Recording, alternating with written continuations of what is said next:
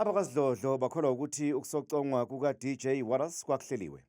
We can confirm that Gauteng Police, led by Lieutenant General Mtombeni, they have taken in 2 people in for questioning.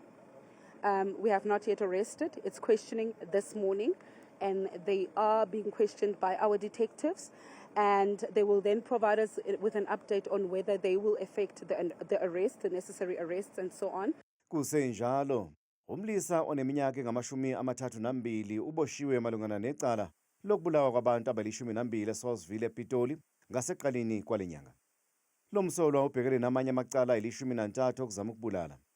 Abalisa bavulela ngenhlamvu endaweni yokucima ukoma engekho emthethweni mhla ziyisithupha kwephezulu.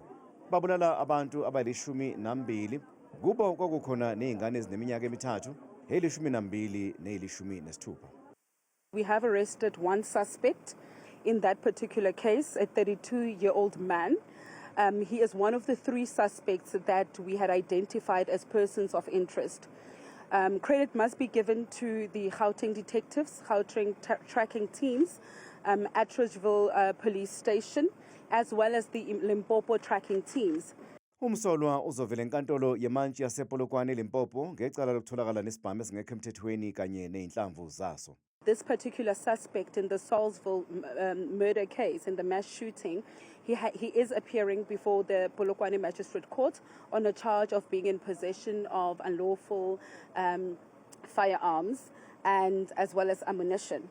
Gauteng detectives are at Polokwane Magistrate Court, and after court proceedings he will then be taken to Pretoria, where he's expected to be formally charged with the 12 murders and 13 attempted murders that happened, I think, on the Saturday the 6th of December in Pretoria. Amaphoyisa athi azingela abanye abasolwa abathathu.